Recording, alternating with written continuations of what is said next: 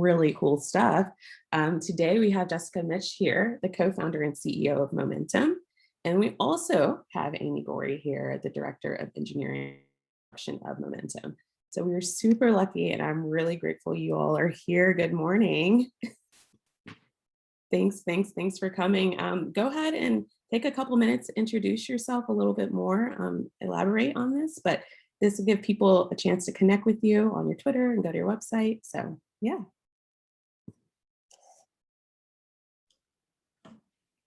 Amy, I've lost your face. Do you want to go first? Sure. Hey everyone, I'm Amy Gori. Happy to be here. My role at Momentum is I'm in charge of our basically running the code school side of our business. So I work with students, have a team of 2 other instructors, including myself. And let's see, my story, I guess, in terms of how I arrived in tech, I am a late in life career switcher. So I went to the first code school in Durham back in 2014. That's where I met Jessica. And before that, I was a full-time stay-at-home mom for 5 years. And when my oldest was ready to go back to school, I started thinking about going back to work, but my prior career had been in higher education. So I was working in administration at UNC. Before that, I earned a PhD in literature. So I fully arts and humanities background. And when I decided to go back to work, I did not want to go back to working in higher ed administration. So I heard about this thing called code schools and I took the leap, and I'm really, really happy that I did. Very happy in this career. It's really challenging, and I've met the most awesome people, made a lot of great friends. So I came for the tech and I stayed for the community for sure. Awesome. That is lovely. Jessica? My name is Jessica Mitsch, and I am the co-founder and CEO of Momentum.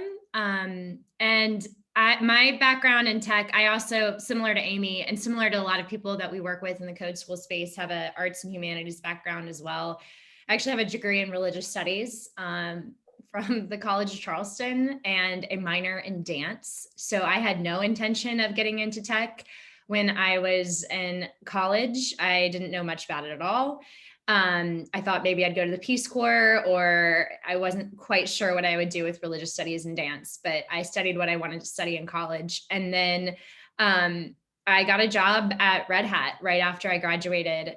Fortunately, because of a friend of mine, she was leaving a position at Red Hat and wanted to help them backfill her role. And so I came on the people team at Red Hat at the time. For those of you that are familiar and live in the area, Red Hat's one of our biggest local tech successes, open source software company. They were, when I joined them, they were in a campus at NC State Centennial campus in Raleigh. They had 3,000 employees. They had just IPO'd, and they had just hit their first $1 billion in revenue, which is a huge milestone. They're the first open source company to ever hit that milestone.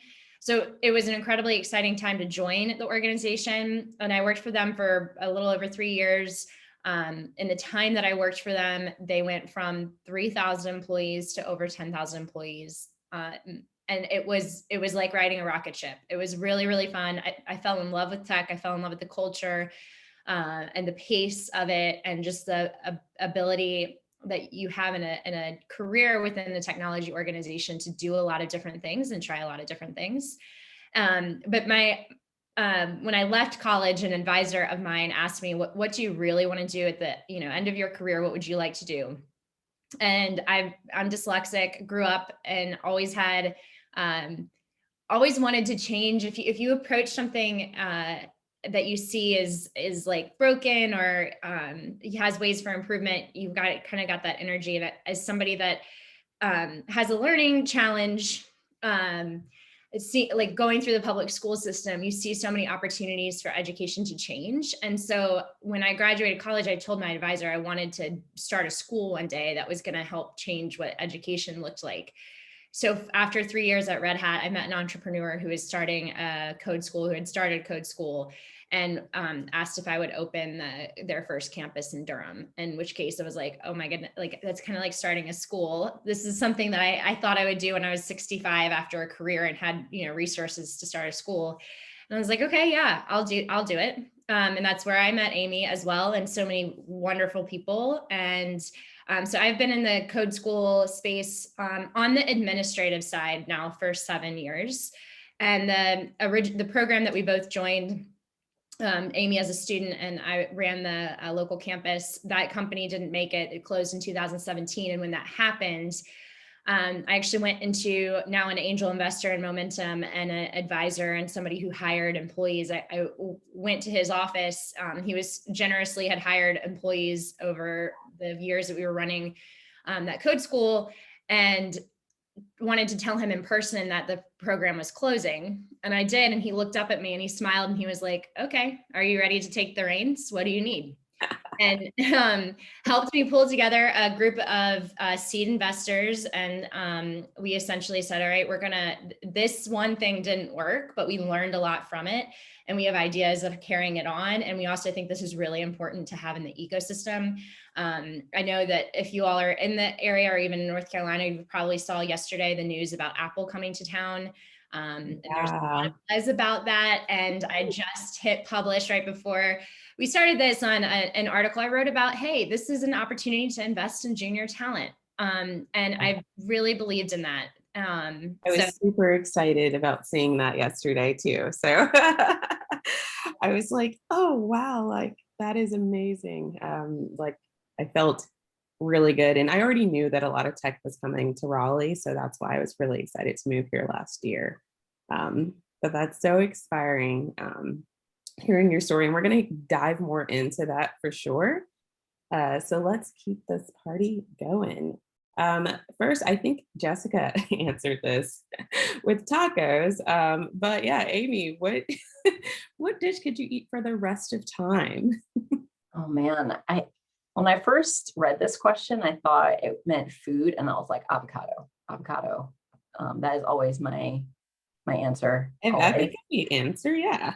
And it goes with the tacos. I think the taco, like that is really very visionary, right? That's like very versatile. I was like focused on like the one right answer, but you can put avocado in tacos. Exactly. And I do, and I recommend it. So you get the best of both worlds, right? Yeah. So yeah, for those that don't really know what Momentum is, I'd love to hear a deeper dive exactly what you guys do, and like talk about the actual students that are there. Either of you, for any of these questions, by the way, either of you can answer, both answer, yeah. So we actually recently graduated. I think we're at between 140 and 150 graduates to date. That number is constantly changing, so don't quote me on that, but that's somewhere in that range.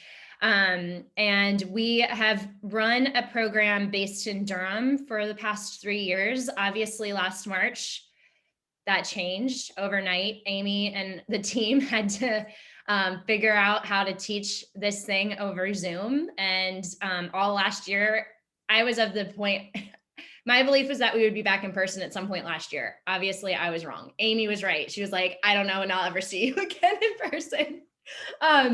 So we've been operating virtually for over a year now, but we also ran a program last year. We did a pilot program with Morehouse College, where we ran 2 boot camp programs with the university. And that we had signed on to do that in late 2019. And the intent of that program was that it was going to be run out of Atlanta as well. And that was run virtually. So it's an interesting year, but yeah, and our students are from all walks of life. We serve folks that are as young as 18 and are what we call career starters. And then the majority of our students are career changers. And that's true for the program that we ran with a university partnership with Morehouse as well. They were not undergrads at Morehouse. They were return certificate program focused students. And yeah, about 40% of our students are women, which is, we would like that to be 50% plus. And we're still batting way above where a lot of computer science programs are and where the industry is. So we're pretty proud of that. Yeah, I was going to say, I think that's still really good. And, obviously what we do here is we want to get more people into as well, like into tech and women. So it's always, if you will, a challenge, but no, I think 40% is great. I would love to hear more about how the admissions work and kind of the tuition that you guys offer. Yeah, I can talk to the outline of the admissions and tuition process. And then I want Amy to chime in here to talk about kind of what a prospective student should be thinking about in the process and how they should be deciding that this makes sense for them. So for us, we have been very deliberate over the years about the admissions process being a two-way street. We believe that people should come into we teach people how to code in a classroom environment and in a social environment. So we want to make sure for our students that we've vetted people and we know that they're coming into a classroom environment and they're going to be good peers to each other. So we do an interview, and there's an application that's followed by an interview. We weight really heavily on the interview process. And the process is very, very much, we've over the years gotten really more scientific about our interview process. So there's a rubric that the Momentum team members that go into the interview fill out during the process to make sure that the student really knows what they're getting into, that they have they've tried code, they know enough to know that they want to do this, that they enjoy the experience of sometimes the frustrating process of trying to code. And then we also talk to them about what their career goals and their career visions are, because that's really important as well. So they will, a prospective student will meet with two different members of our team, an instructor member of the staff, and then a support member of the staff. As far as tuition goes, we have two programs running right now. We have a 16-week immersive program, which is full-time. That particular program is $15,500. And then we have a new program that we started in response to the pandemic. And that is a 24-week part-time program. And it's taught, you can choose to sign in the mornings or the afternoons. And that program is $12,500. That's awesome. That's really, really great. Do you guys do any type of like scholarships or anything? We do. When community members and companies come to us with scholarships, we work with them. We had several scholarships last year that were corporate sponsors, which is also great for the student, because if you get one of those scholarships, you're also getting a guaranteed interview with that company that sponsored you. And then we actually we have a sponsorship that's out right now with, it's the Eddie Windsor scholarship with Lesbians Who Tech. And that's a 50% off or 50% funded scholarship opportunity. The applications are open. You actually apply through Lesbians Who Tech. They select their candidates and they let us know who they picked for that scholarship. So that's running right now if you go to their website. That's awesome. That's huge. 50% off. Yes. And that is we have another part-time class starting on May 25th, and that scholarship we have 2 seats in that course with that scholarship. So if you're interested, definitely head over there and check it out. Yeah, I will definitely share that with my community out in tech, because that is amazing. Very, very cool. Thank you. Yeah. And I love to always hear, you kind of already mentioned it, but like that moment, the story, like the aha moment that led to the creation of it, you kind of touched on it, but I'd love for you to touch on it a little more. Of like that exact moment, and like, were you ready for that? It was kind of, it seems like it happened all of a sudden, but you took it on. Yeah, it was definitely a whirlwind. I honestly, it came really organically from people in the community saying, let's keep this going. And I didn't feel done with the mission of making sure people had the opportunity to learn to code and get into the industry. Meeting people like Amy, I've always been on the administrative and the business side of this industry, and our students just have always inspired me and kept me going. And I just wasn't ready to be done when we closed the first code school.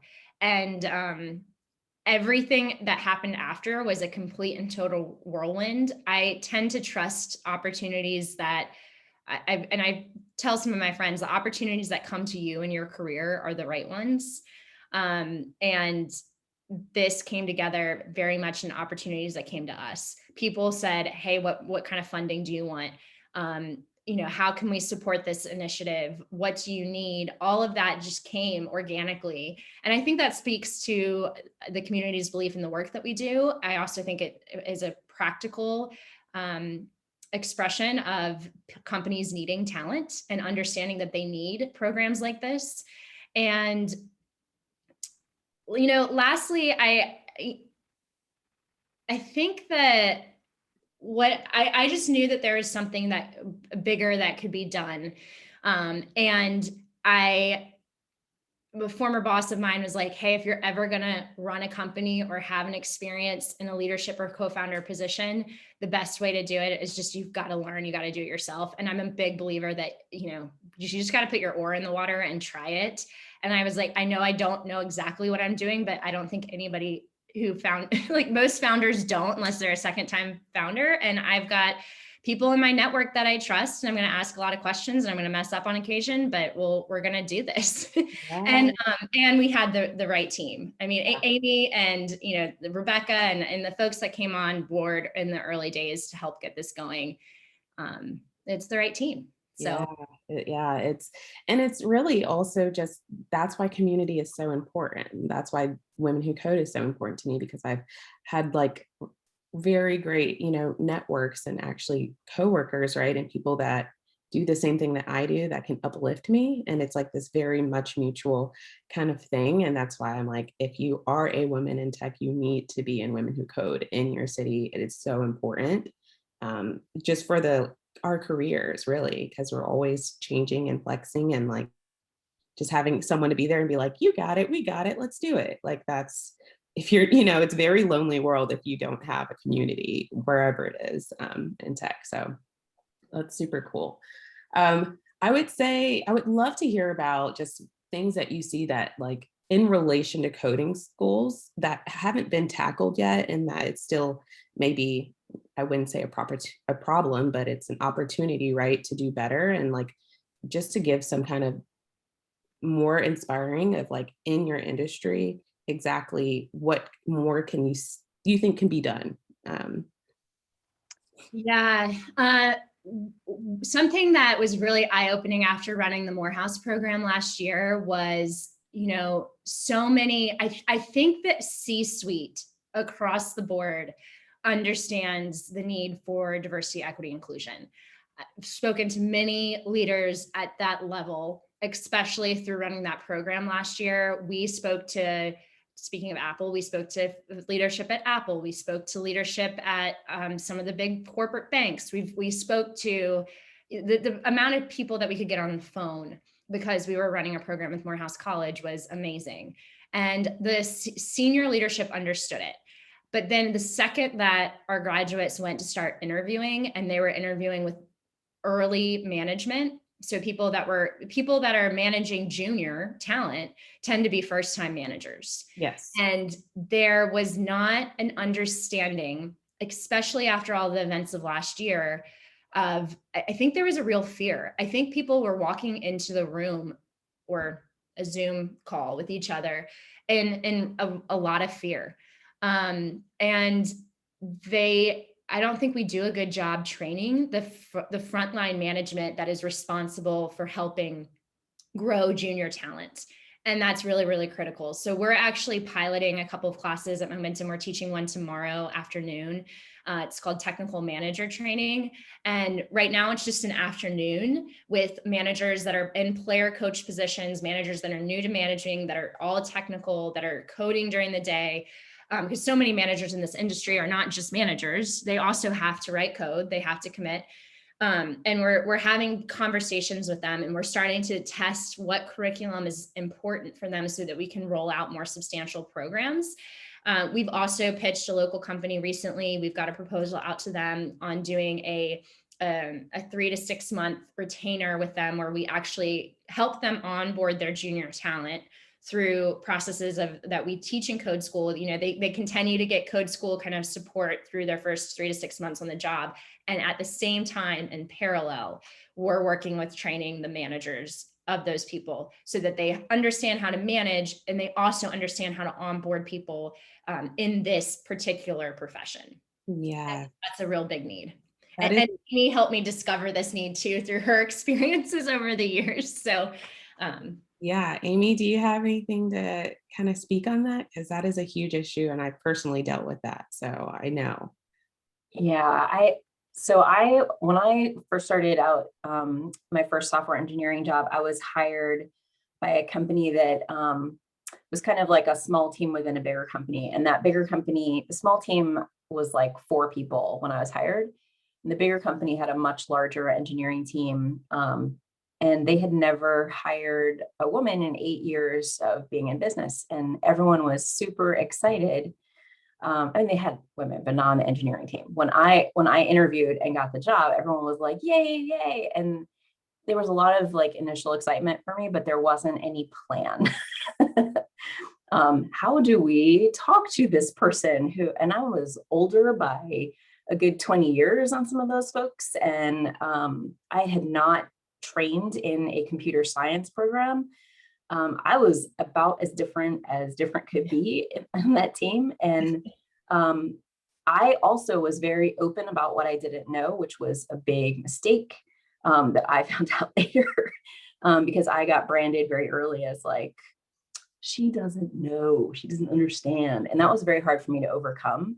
There's a lot of goodwill, but I think, folks on that team who were senior did not understand how to transmit what they knew, and they didn't correctly gauge what I did and did not know. For instance, I was training code school to use this really, common flow of using pull requests to commit and add code to the code base. And that team was not doing that. They were all just pushing straight to the main branch and rebasing every time. And so I was able to train a bunch of more experienced folks on like, this is pull requesting and this is how it works. And it was a really great thing. And it was eye-opening for me to see, like, as a junior person, I have something to contribute, and I think the fact that it's definitely a two-way street is something that a lot of folks don't see or don't feel comfortable with.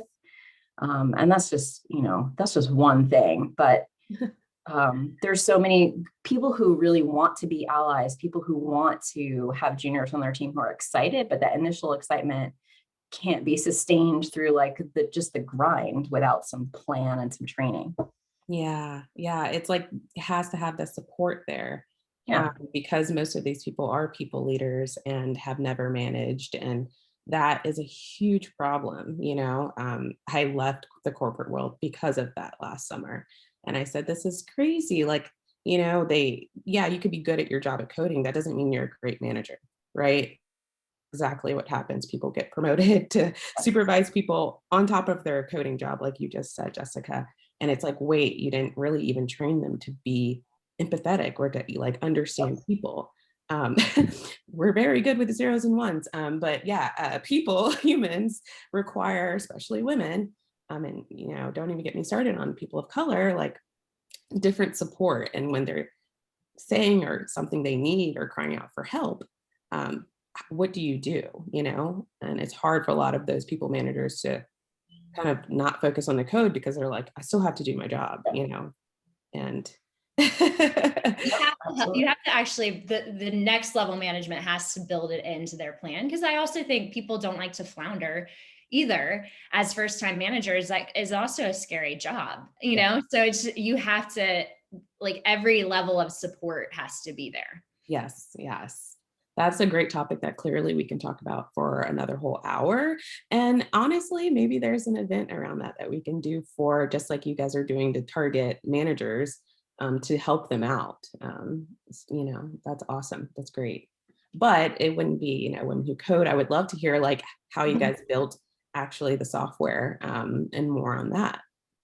Yeah, I can talk about this a little bit. So we have a smallish internal tool that we use for some student tracking, but really we're not a software company. We're teaching people to code. So the tech stack that we teach Right now, we are teaching mainly JavaScript and Python, and in the context of web development. So in our immersive program, you will learn the sort of front end basics with HTML and CSS and plain vanilla JavaScript, and then you dive into Python and just programming concepts, both in JavaScript and in Python. And then from there into Django, which is the Python web framework, if you're not familiar with that. And then some folks go on in our more advanced phase and they're immersive to learn React. And some folks learn how to build APIs in Django using the Django REST framework. Cool. So, yeah. Very, very cool. Yeah. Is there anything like about Momentum that you would love to leave the audience with before we transition to just getting to know you guys, ladies, as people, right? I guess I can talk about that. I think the thing that I would love for people to know about us, one, like our team is all heart, man. I mean, heart and grit. I mean, we are some hardworking folks, but everybody who is on our team is here because we believe in this mission. Like, we want to see representation in the tech industry.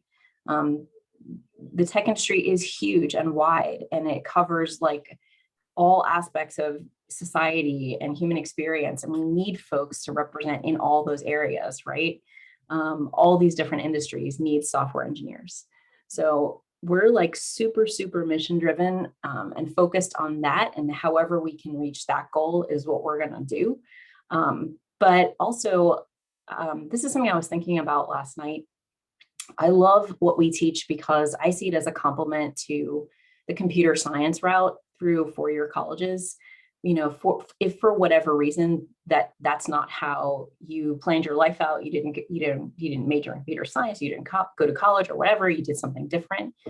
I love that there's a different entry into this field, and I feel like there's room for all these different paths. There's room for all these different voices and perspectives. Our team, I was realizing last night, I don't know why I didn't think about this before, but of our instructors, we have a visual artist, we have a dancer, and we have me, who's trained in literature. So we have this like sort of arts and humanities background. And I think we bring a lot of creativity to the code that we write, right? Like, I was thinking the other day, like, we need to be teaching design patterns. How am I going to teach design patterns to beginners? And I was like, you know what? Maybe we don't teach that, or we don't call it that, or like, there's this aspect of the industry that's like formal and rigid, and like you need to learn these like core concepts. And I love that too. Like, I'm there for that. But also there's this other piece that's like, it's more like musical, it's more like dance, it's improvisational, it's less structured. And so I love that we have this, you know, we have this like wiggle room, this beautiful little space at Momentum to like do the hard, rigorous, structured computer sciencey stuff, but we do it in this way that's more us, that's like creative and it's fun and it's engaging. It's just like, I just feel really happy that we have this carved out this little space. Yeah, and it's super cool because I mean, as a front end developer, when I look at my team, like everyone comes from completely different backgrounds. Like, we have scientists, we have music majors, like the same exact thing. And most of us are self-taught. And that's why I love what you guys are doing, because I mean, no disrespect to anyone that's gone through a four-year college. I did for an IT, but I also had been coding since I was 12 and taught myself front-end development.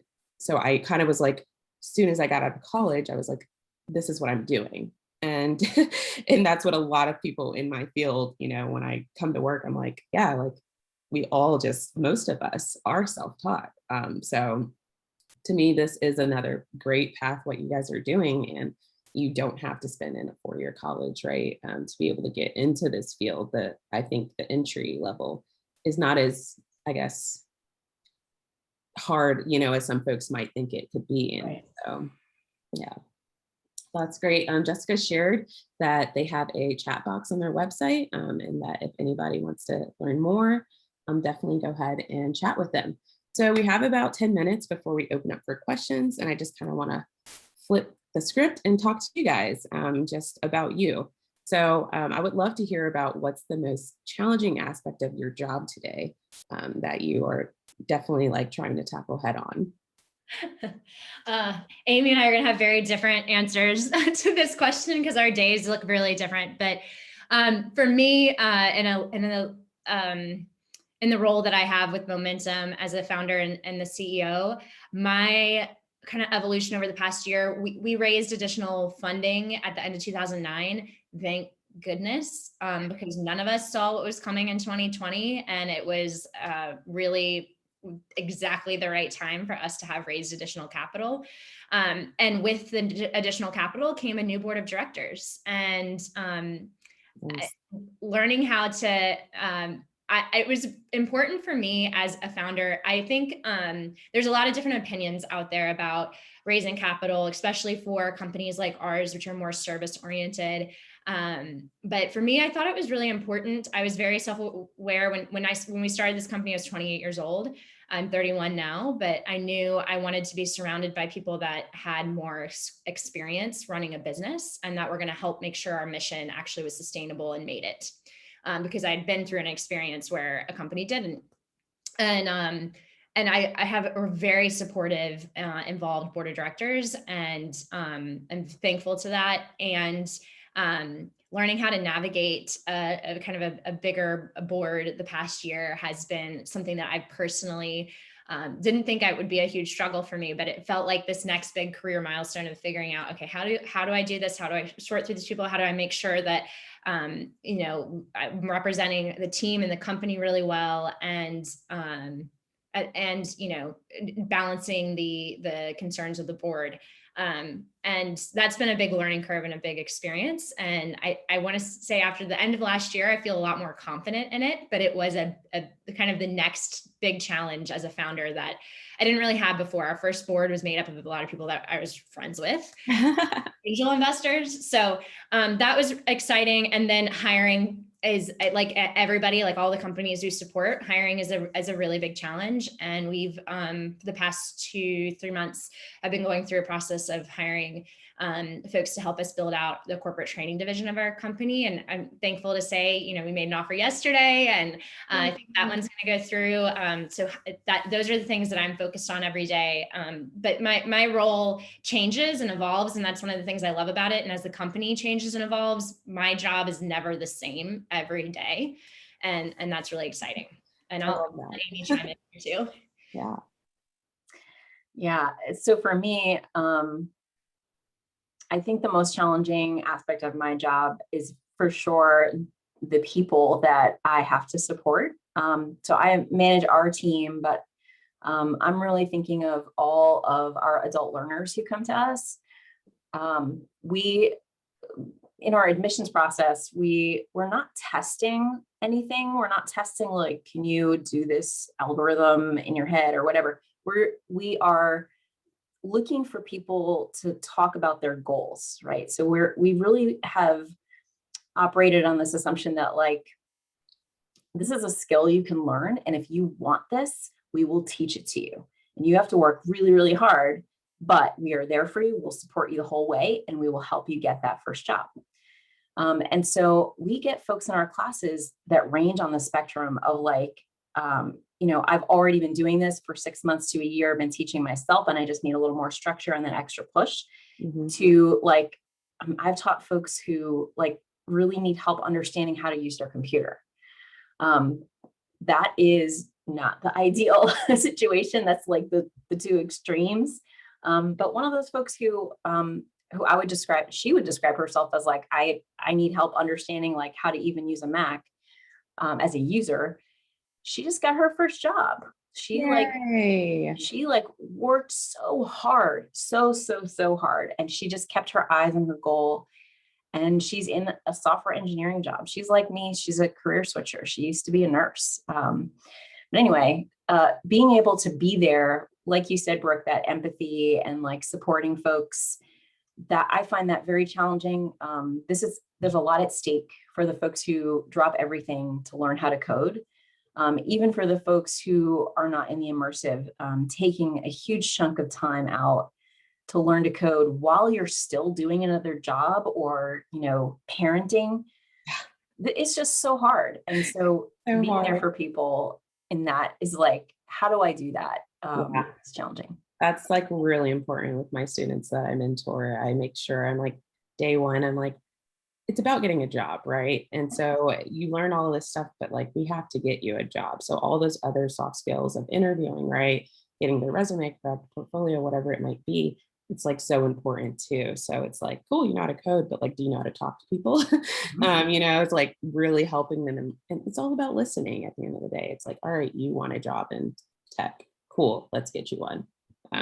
So very, very cool. I am going to skip one question because you guys have already answered that, but I'm going to skip to this. What advice would you give to someone wanting to pursue a career path similar to yours? So say not tech, right? But for Jessica, right? You being a co-founder and CEO.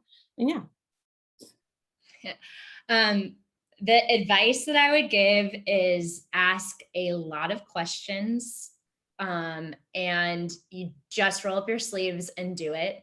I think the most eye-opening thing for me over the past 3 years is I'm now in a lot of different founders groups and organizations with people in similar roles as mine. And to the point about women who code, like having that community is really important.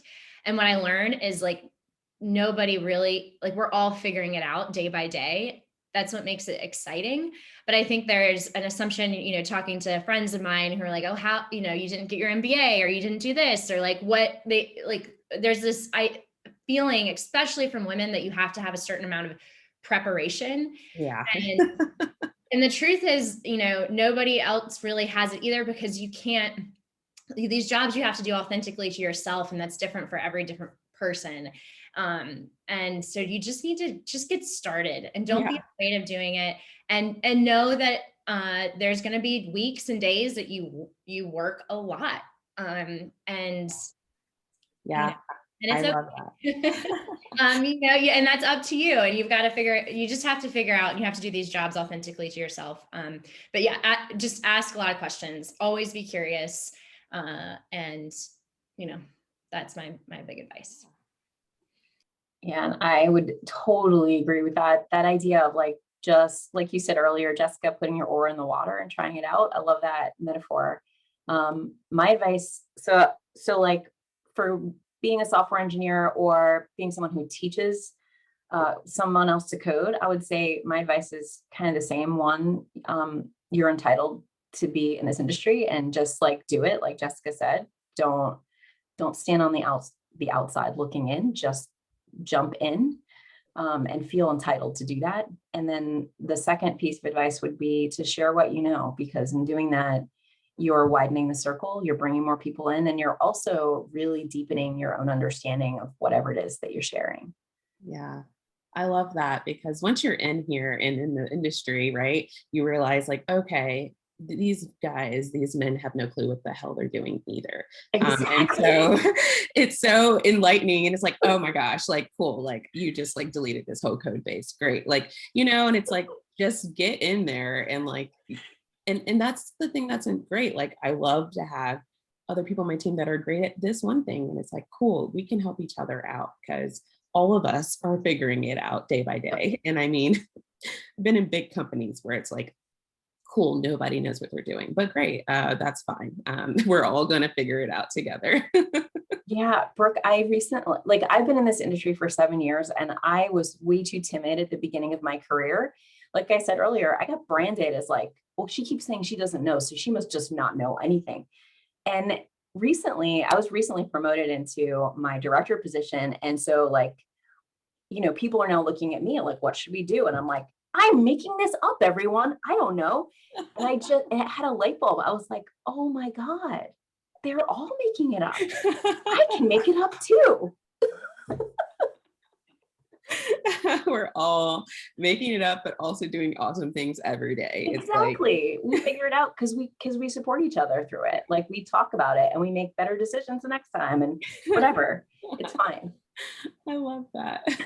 Yeah. And the difference is, I think as women, we tend to be a little bit more honest about that, because to your point, the guys in these roles are making it up also. And I think maybe they just don't feel they have permission to be open about that. Yeah. Yeah. Or they also don't dwell on it, right? They understand that by failing, right? Like it's going to make you better. So like, and we don't internalize it as like, oh, being a bad programmer. It's like, you just had a bad day and like, right? Like Yep. it didn't match up, which is the most fun thing about coding, right? It's like, there's an answer, you just got to figure it out. So, Yeah. But yeah, I'd love to know, especially since I'm new to North Carolina, are you guys both from here or like what brought you to the area? I love Amy's version of the story because she's not from here, but I'll give you my quick one. I'm actually born and raised right here in this area. Never thought I would be back after I left high school. I was one of those people that was like, I'm gone. Went to college out of state. And the tech community is what pulled me back and has continued to pull me back. Even when I started working for Red Hat, I worked with them for a year here and then moved to DC with the company. And I got just trying to like go out and experience new things. And I'm glad I had that experience, but I kept just boomeranging my way back. And for those of you in the area who are new to the area or thinking about moving to North Carolina, I actually have, through the pandemic, have started a spreadsheet for tech leaders of all the different people's names who I've met who are moving to the area. And we've got other people contributing. And we're going to host a newcomers event in June. It'll be outdoors, COVID, precautions, but we think that's when the state will open up some, and hopefully a lot of people will be vaccinated by then. So if you're interested in that event, and if you're want to be in person in June for an outdoor networking event for newcomers or boomerangers or what have you, send me a DM on here and I'll get your email into the spreadsheet for that. And then the other thing that we've got going on, if you're also interested in learning more about the local tech ecosystem, we're running a clubhouse event every other Friday. We've got one coming up over lunch at noon this Friday. We've got a local founder telling their kind of how I built this story. And then we've got two new founders that have early stage companies that give pitches at those talks and ask the community of their asks. We've gotten some really cool people on it. I don't know if we'll stay on Clubhouse long term. This is kind of our way of getting people together during the pandemic, but those are ways to engage in the local North Carolina startup community. Clubhouse is awesome. It's just nice, right? Like this is great Zoom, but like to not have to be on video and just like chat with amazing people this is why it's so popular, because of the pandemic, honestly. Yeah. I'm like, I don't know, out of the pandemic, if I'll be as compelled, but during the pandemic, it's been really nice to have that kind of synchronous running into people in that format. So there's one coming up this Friday at noon. All right. Definitely count me in for that June event too. I would love to come to that. Yes, absolutely. I think I've got your name on the list. Yeah. So for me, I am not a native to North Carolina, but I feel like one because I've been here for more than 20 years now, but I grew up in New York City.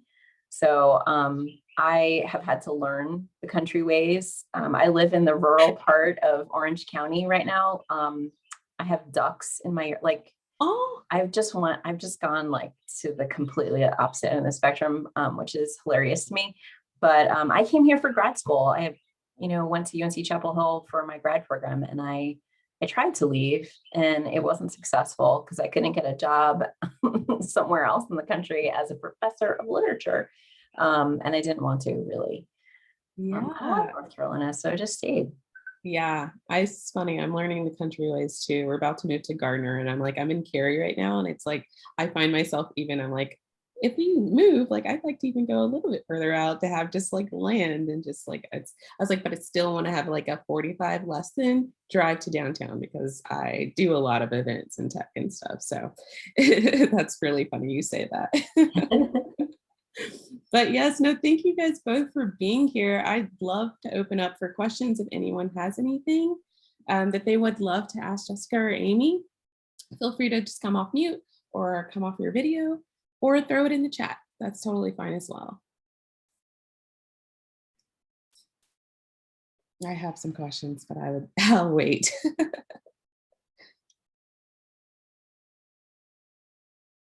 Let's see. Anybody have anything? Stacy, Joan, Eva. Cool.